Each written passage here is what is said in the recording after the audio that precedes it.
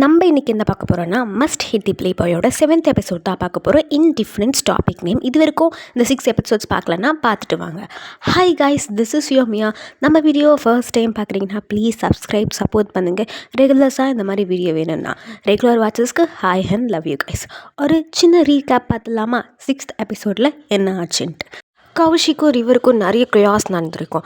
அந்த முகமுடி திருவிழா நடந்த பொண்ணை நான் கண்டிப்பாக கண்டுபிடிப்பேன்ட்டு கௌஷியும் ரிவரும் சம்மதம் போட்டிருப்பாங்க. அண்ட் போலோ பால் டைமும் ஸ்டார்ட் ஆகிடும், கேமுக்கான டைமும் ஸ்டார்ட் ஆகிடும். அதில் ஜெகனும் கலந்துட்டுருப்பான். இதை பார்த்து செம்ம ஷாக்கில் தாரா இருப்பா. அதோட 6th எபிசோட் முடிஞ்சு 7th எபிசோட் எப்படி ஸ்டார்ட் ஆகும்னா, ஜெகன் பாயிண்ட் ஆஃப் வியூவில் தான் இந்த ஸ்டோரி நகரப்போகுது. ஆஃப்டர் ஊட்டி அப்போது ஜெயின் தாராக்கு ஒரு லெட்டர் எழுதி வச்சுட்டு போயிடுவான்ல, அப்போது ஜெகன் என்ன பண்ணிட்டு இருந்தான், கௌஷி என்ன பண்ணிட்டு இருந்தாங்க, அதை பற்றி சொல்கிறது தான் இந்த எபிசோட். ஜெகன் தனியாக ஒரு ரூமில் இருக்கான். அப்போ கௌஷி உடனே உள்ளே வந்து, இப்போ நம்ம என்ன பண்ண போகிறோம், ஜெயினும் தாராவும் பிரிய போகிறாங்க அப்படின்ன உடனே ஜெகனுக்கு ஒரு மாதிரி குற்ற உணர்ச்சி அதிகமாக இருக்குது. அவன் ஃபஸ்ட் நினச்சி பார்க்குறான், நான் தாரா கிட்டேருந்து தள்ளி இருக்கணும்னு தான் நினச்சேன். அவள் அந்த லைப்ரரி கேர்ள் அவள் தான் தெரிஞ்ச உடனே என் மனசில் அவளுக்காக போகணுன்னு தோணுச்சு, அவள் கூட இருக்கணும்னு தோணுச்சு, அவள் கஷ்டப்படக்கூடாதுன்னு தோணுச்சு. ஆனால் அது என் ஃப்ரெண்டோட லவ்வர்னு தெரிஞ்ச உடனே நான் அவகிட்டேருந்து விலகணும்னு நினச்சேன். ஆனால் எங்களுக்குள்ளே இருந்த நிறைய விஷயம் திரும்பி ஏன் அவளை ஒரு சான்ஸாக எடுக்கக்கூடாது, நான் அவகிட்ட திரும்பி போகக்கூடாதுன்னு நினச்சேன். அது என் பெரிய முட்டாள்தனம் தான். நான் ஜெயின்கிட்ட நிறைய விஷயத்தையும் லாஸ்ட் நைட் எல்லாமே சொன்னேன். அதாவது அவங்க சண்டை போட்டிருக்கோன்னு சொல்லியிருப்பான், அவன் தான் லைப்ரரி காய் அப்படிலாம் சொல்லிட்டு விட்டு போ, அவளை கஷ்டப்படுத்தாத அப்படின்னு நான் சொல்லியிருப்பேன். ஜெயின் இப்போது என் பேச்சை கேட்டுட்டானா, ஒரு வேளை அப்படி தான் இருக்குமோ. அவன் எப்பவுமே என் பேச்சு கேட்க மாட்டான், நாங்கள் குட் ஃப்ரெண்ட்ஸ் தான். ஆனால் அவன் ரொம்ப அரகண்ட், பொசசிவன். அவனுக்கு பிடிச்ச விஷயத்தை எதுவுமே விட்டு கொடுக்க மாட்டான். ஆனால் நான் சொன்ன வார்த்தைக்காக அவன் விட்டுட்டானா, தாராவை விட்டுட்டு போகிறான்னா அப்படின்ட்டு அவன் மனசுக்குள்ளே கில்ட் அவ்வளோ பழியாக வச்சிட்ருக்கான். அப்போது அவன் இருக்கிற ஹோட்டல் ரூமில் தான் கௌஷியும் இருக்கா. அப்போது அவன் கையில் வந்து ஒரு ஜூஸ், அதாவது விஸ்கி வச்சு குடிச்சிட்ருக்கான். காலியாட உடனே இதெல்லாம் நினச்சி பார்த்து அந்த கண்ணாடியை செவுத்துல போட்டு அப்படியே உடைக்கிறான். இதை பார்த்து கௌஷிக்கு ஒரே ஷாக். ஃபர்ஸ்ட் நான் சொல்கிறத கேளு அப்படின்ட்டு அங்கே நடந்ததை எல்லாத்தையுமே கௌஷி சொல்கிறா.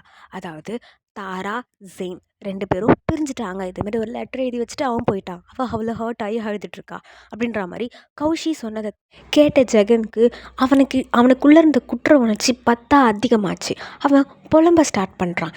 நான் லவ் பண்ண பொண்ணு அவ்வளோ ஹர்ட் ஆகியிருக்கா, ஹர்ட் ஆகிறா. நான் பெஸ்ட் உயிராக நினச்ச நண்பன் என்னால் ஹர்ட் ஆகியிருக்கான், அவளை விட்டு போகிறான். இதுக்கு எல்லாமே காரணம் நான் தான் அப்படின்ட்டு ஒரு மாதிரி ஃப்ளக்சுவேட் ஆகி அந்த ரூமில் கத்துறான். அப்போது கௌஷி சொல்கிறான், காம் டவுன், கூலாக இரு அப்படின்ட்டு.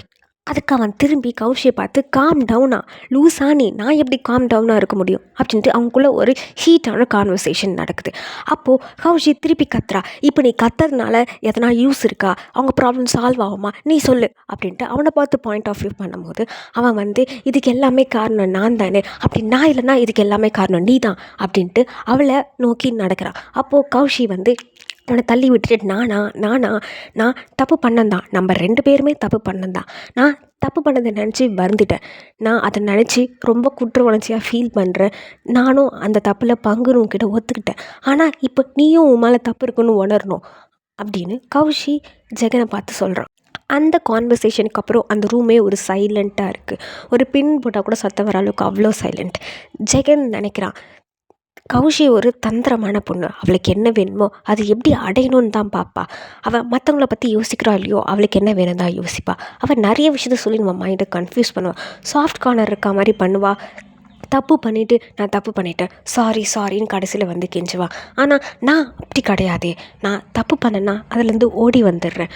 ஓடி வந்தது இல்லாமல் என் தப்புக்கு சரியாக ஒரு 10 விஷயத்தாத்து அவங்களுக்கு நல்லது பண்ணணும்னு நினைக்கிறேன். என் நல்லதால் மட்டும்தான் என் தப்பை சரி பண்ண முடியும்னு நினைக்கிறேன். ஆனால் கௌஷி பண்ண தப்புக்கெல்லாம் சாரி கேட்டு திருப்பி தப்பு எப்படி பண்ணலாம் தான் யோசிக்கிறா போல. ஆனால் நான் மட்டும் சரியா இல்லை, நான் பண்ண தப்புக்கு 4 நல்ல விஷயத்தை செஞ்சு அதுதான் கரெக்டுன்னு அந்த நல்ல விஷயத்துக்கு பின்னாடி நான் ஒளிஞ்சிக்கிறேன். என்னை நினச்சா எனக்கே அசிங்கமாக இருக்குது அப்படின்ட்டு ஜெகன் ஃபீல் பண்ணிகிட்டே இருக்கான். அப்போ கௌஷி வந்து அந்த பார் ரூமுக்கு நோக்கி நடந்து போய் அவள் கையிலையும் ஒரு கிளாஸ் எடுத்து ஜெகன்கிட்ட சாரி கேட்குறா. சாரி, இந்த தப்புக்கு எல்லாமே நான் தான் காரணம், சாரி அப்படின்ட்டு காமாக சொல்கிறா. இதை கேட்ட ஜெகனுக்கு அவளை திருப்பி திட்டணும் போல தான் அவனுக்கு இருக்குது. எல்லா தப்புக்கும் நீ மட்டும்தான் காரணம், நீ தான் எல்லா விஷயத்தையும் கெடுத்துட்ட, உன்னால் நீ கொடுத்த அட்வைஸ்னால தான் இது எல்லாமே நடந்ததுன்னு அவளை திட்டணும் போல் இருக்குது. ஆனால் நான் அப்படிப்பட்டவன் இல்லையே, என்னால் முடியலையே. அவள் எனக்கு ஒரு அட்வைஸும் இதை பண்ணுன்னு ஒரு ஆக்ஷனும் எனக்கு சொன்னான். நான் அதை எடுத்துக்கிறதோ எடுத்துக்காததோ அது ஏன் விஷயம். ஆனால் நான் அதை எடுத்துகிட்டு பண்ணிட்டேன். நான் தாரா கூட க்ளோஸாக இருக்க மாதிரி எல்லாருக்கிட்டேயும் காட்டிக்கிட்டேன். அது ஏன் முதல் தப்பு. நான் ஜெயினையும் நல்லா ஹர்ட் பண்ணிட்டேன். அவன் என் பெஸ்ட் ஃப்ரெண்ட். ஆனாலும் தாரா விட்டு போயிடு அப்படின்னு சொன்னதும் நான் தான். என் வாழ்க்கையில் இருக்க பெஸ்ட் 2 பர்சன்ஸை ஹர்ட் பண்ணி பிரித்ததும் நான் தான் அப்படின்ட்டு அவனோட கில்ட் அவனை வாட்டி வதைக்குது.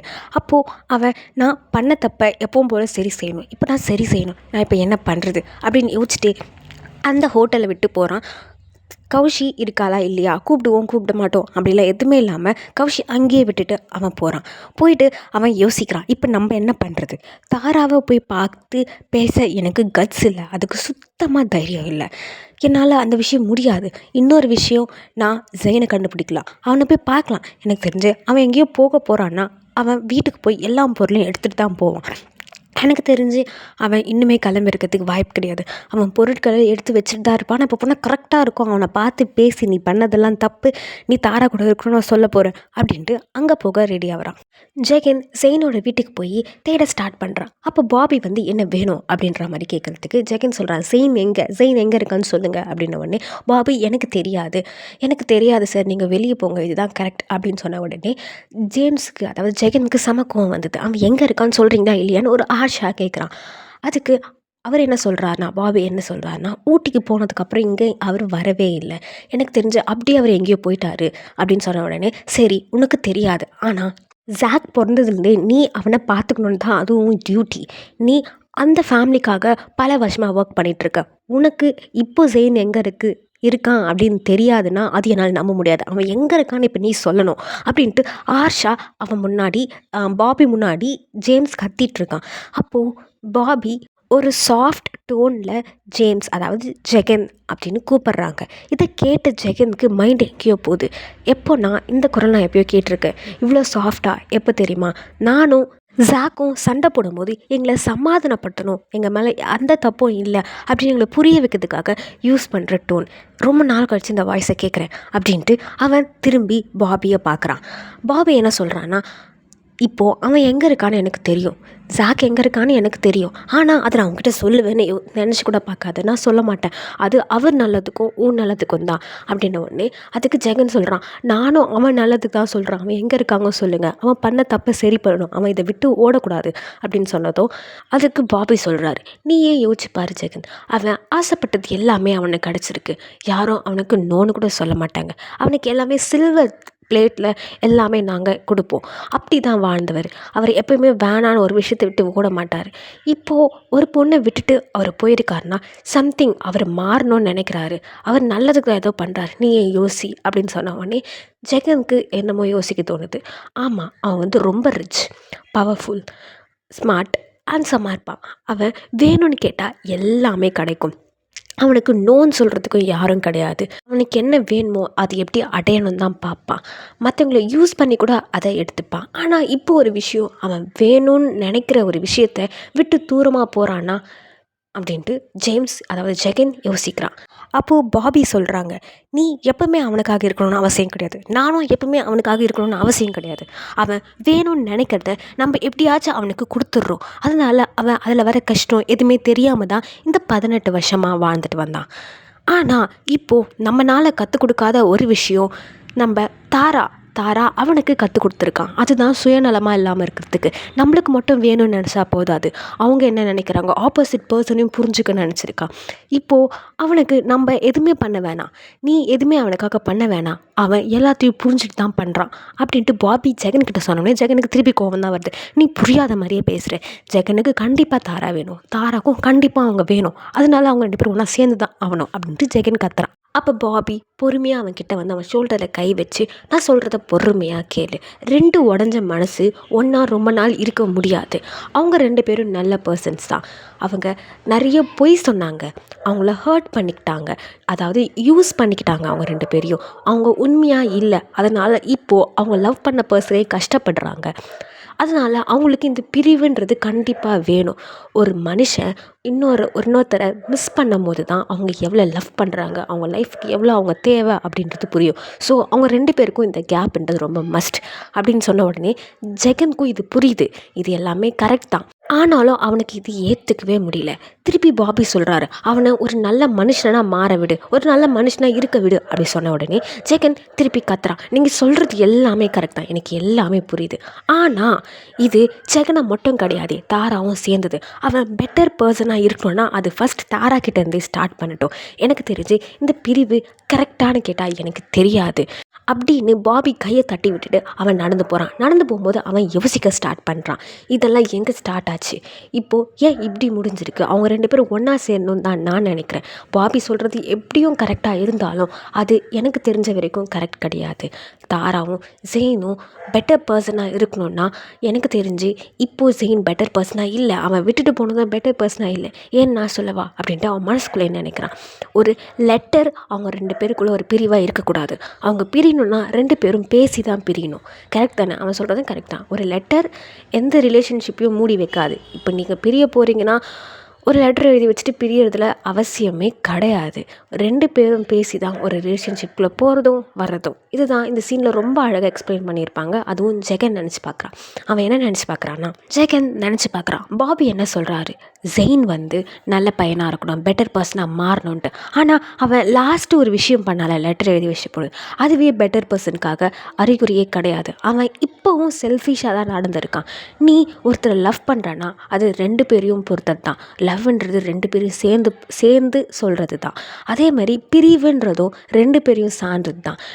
நான் அவனை விட்டு போகிறேன்னு ஒரு லெட்டர் எழுதி வச்சுட்டு போகிறது அது சரியான முடிவா கிடையவே கிடையாது. 2 பேரும் பேசணும், 2 பேரும் பேசி தான் பிரிஞ்சிருக்கணும். அது அவன் தாராக்கு தரல, பெயினை தான் கொடுத்துட்டு போயிருக்கான். அவன் பதில் சொல்ல வேண்டிய எல்லா உரிமையும் இருக்குது தாரா கிட்ட. அதனால் அவனை கண்டுபிடிக்கணும் அப்படின்ட்டு ஜெகன் மனசில் நினைக்கிறான். இந்த விஷயம் நான் டோட்டலாக அக்ரி பண்ணிப்பேன். யாராச்சும் நீங்கள் விட்டு போகணுன்னு நினைக்கிறீங்களா, அவங்கக்கிட்ட சொல்லிவிடுங்க, இதுதான் ப்ராப்ளம், நான் இருக்க மாட்டேன். ஆனால் சொல்லாமல் அவாய்ட் பண்ணுறது, ஒரு லெட்டர் எழுதி வச்சுட்டு போகிறது, சடனாக பிளாக் பண்ணுறது, அதெல்லாம் தப்பு தானே? நீங்கள் என்ன நினைக்கிறீங்க அதை பற்றி? Back to story guys. அதுக்கப்புறம் ஜெகன் நினைக்கிறான், இது எல்லாமே இருந்தாலும் அவங்க பிரிஞ்சதுக்கு நான் ஒரு காரணமாயிட்டேனே. ஆமாம், நான் தான் லாஸ்ட்டாக ஜெயின்கிட்ட சொன்னேன், நீ எனக்கு ஒரு நல்ல ஃப்ரெண்டாக, கடைசி ஒரு தடவையாச்சும் எனக்கு ஒரு நல்ல ஃப்ரெண்டாக இரு அப்படின்ட்டு அந்த லைப்ரரி மேட்டர்லாம் முடிச்சுட்டு சொன்னேன். நீ தாரா விட்டு போகிறதான் தாராக்கும் நல்லதுன்னு அவன்கிட்ட கோவமாக சொன்னேன். ஒரு வேளை இதெல்லாம் சேர்ந்து தான் அவன் போயிருப்பான், எனக்கும் ஒரு கில்ட் இருக்குது அப்படின்ட்டு ஜெகன் ஃபீல் பண்ணிகிட்டே இருக்கான். அப்போது அவன் இறங்கி போகும்போது அந்த வால்லே அவன் கையை ஓங்கி இடித்து அவன் கோவத்தை காட்டுறான். அதோடு இல்லாமல் அவன் யோசிக்கிறான், எதுவாக இருந்தாலும் சரி, எல்லாம் தப்புக்கும் நானும் ஒரு மூல காரணமாக ஆகிட்டேன். ஸோ நான் இந்த தப்பை சரி பண்ணணும். ஃபஸ்ட் தாரா கிட்டே போய் இங்கே நடந்தது எல்லாமே சொல்லணும். அவன்கிட்ட தான் நான் உன்னை விட்டு கொடுக்க சொன்னேன், இல்லை நான் போய் சொன்னேன் அப்படின்ட்டு எல்லாமே சொல்லணும்னு அவனே ஒரு மாதிரி குழம்பி பைத்தியம் பிடிச்ச மாதிரி அந்த இடத்துல உட்காடுறான். ஃபஸ்ட் நான் போய் ஜெயினை கண்டுபிடிக்கிறேன், அதுதான் கரெக்ட். ஏன்னா அவனை கண்டுபிடிச்சி எல்லாமே எக்ஸ்பிளைன் பண்ணி நான் தாரா கூட திருப்பி சேர்த்து வைக்கணும்னு தான் நினைக்கிறேன். இந்த பாபி சொன்னது எல்லாத்தையும் நான் மறக்கணும்னு நினைக்கிறேன் அப்படின்ட்டு அதை யோசிச்சிட்டே இருக்கும்போது ஜெகனை யாரோ கூப்பிட்றாங்க. பீட்டர்ன்ற ஒருத்தன், ஏய் இங்கே தான் இருக்கியா, போகலாமா அப்படின்ற மாதிரி ஒரு குரல் கேட்குது. அப்போ தான் ஜெகன் ஃப்ளாஷ்பேக்லேருந்தே வெளியே வரான். அவன் ட்ரெஸ்ஸிங் ரூம்லேயே, போலோ பால் கேமுக்கு அந்த ரூம்லேயே அவன் எல்லாத்தையும் நினச்சி பார்த்துட்ருக்கான். அப்படியே நின்றுட்டு அவன் ஃப்ரெண்ட் கூப்பிட்ட உடனே தான் அவன் ரியலைஸ் பண்ணி நம்ம இங்கே கேமில் இருக்கோன்னே புரிஞ்சிக்கிறான். அதோட அவன் திருப்பி உடனே நினைக்கிறான், எனக்கு எல்லா கேம்ஸும் பிடிக்கும், அதுவும் வருஷம் போலோ பால் கேம் தான் எனக்கு ரொம்ப பிடிக்கும். போன வருஷம் தான் நான் மிஸ் பண்ணிட்டேன், இந்த வருஷம் மிஸ் பண்ணக்கூடாதுன்னு தான் இந்த கேமை விளையாட வந்தேன். கண்டிப்பாக எனக்கு தெரியாது ஜாக், அதாவது ஜெயினும் இங்கே தான் விளையாட போகிறான், அதுவும் எனக்கு ஆப்போசிட் டீமில் விளையாட போகிறான்னு எனக்கு கண்டிப்பாக தெரியாது. இது தெரிஞ்சதுக்கப்புறம் நான் திருப்பி இந்த கேம் இந்த வருஷம் விளையாடலாமா இல்லை திருப்பி மிஸ் பண்ணிடலாமா நான் யோசிச்சுட்ருக்கேன். இப்போ வரைக்குமே அவனை பார்த்து பேச, ஜெயின்கிட்ட பார்த்து பேச தைரியம் வரவே இல்லை. அவன்கிட்ட போய் என்னென்னு போய் சொல்கிற, ஹே ஹாய் நல்லா இருக்கியா, நீ திரும்பி தாராக்காக்க வந்திருக்கியா, ச்சே அப்படின்ட்டு அவன் திரும்பி ஃபீல் பண்ணுறான். அதோடு இல்லாமல் ஏன் எல்லாமே இப்போ நடக்கணும், அதுவும் ஏன் இப்போது, எவ்வளோ இடம் இருந்துச்சு, எவ்வளோ டைம் வந்துச்சு, அப்போல்லாம் நடக்காமல் எல்லா விஷயமும் சரியாக போயிட்டுருக்கு, நல்லா போயிட்டுருக்கு. இந்த டைமில் அவன் ஏன் திரும்பி வரணும், ஏன் இப்படி நடக்கணும், நான் எவ்வளவோ தேடினேன், எங்கெங்கேயோ தேடினேன், அப்போல்லாம் கிடைக்காதவன் இப்போ திரும்பி வந்திருக்கா, அதுவும் கரெக்டான சுச்சுவேஷனில் அப்படின்ட்டு அவன் யோசிச்சிட்டே இருக்கும்போது அவனுக்கு பின்னாடியிலேருந்து ஹாய் அப்படின்ட்டு ஒரு வாய்ஸ் கேட்குது.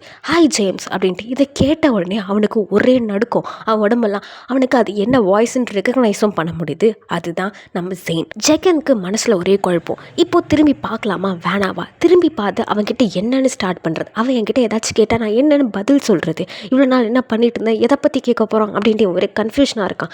ஆனாலும் இப்போ திரும்பி பார்க்கலனா அதுவும் பெரிய தப்பாயிடும், அவனை அவாய்ட் பண்ணுற மாதிரி இருக்கும்.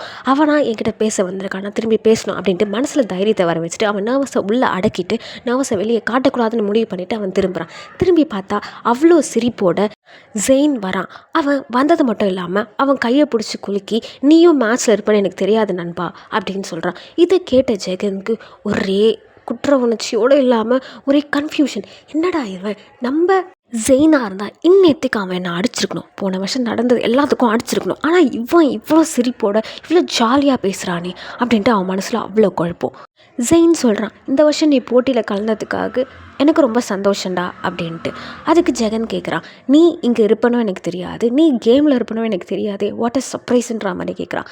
அதுக்கு ஜெயின் எக்ஸ்பிளைன் பண்ணுறான், நான் ஹாம்டனுக்கு கொஞ்ச நாள் முன்னாடி தான் வந்த உடனே லியோன்ற ஒருத்தர் என்னை காண்டாக்ட் பண்ணி நீயும் கண்டிப்பாக கேமில் கலந்துக்கணும்டா அப்படின்னா.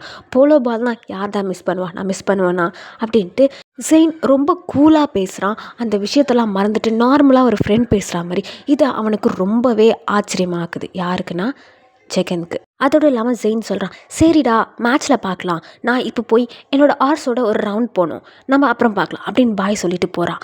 அப்போது ஜேம்ஸ் அதாவது ஜெகனுக்கு மனசு ஃபுல்லாக ஒரே குழப்பம். இங்கே என்ன நடந்துச்சு, இப்போ என்ன நடந்துச்சு, அவன் எதை பற்றியும் கேட்கல, என்கிட்ட எப்படி இவ்வளோ நார்மலாக பேசுகிறான், இதே பழைய என் ஃப்ரெண்டாக இருந்தால் இப்போ என்னை அடிச்சுட்டு தான் போயிருப்பான், ஆனால் இவன் இப்போ ரொம்ப மாறி இருக்கான், ஆனால் இந்த மாற்றத்துக்கும் பின்னாடி ஏதாச்சும் இருக்குன்னு நான் நினைக்கிறேன் அப்படின்ட்டு அவன் ரொம்ப சஸ்பீஷியஸாக திங்க் பண்ண ஸ்டார்ட் பண்ணுறான்.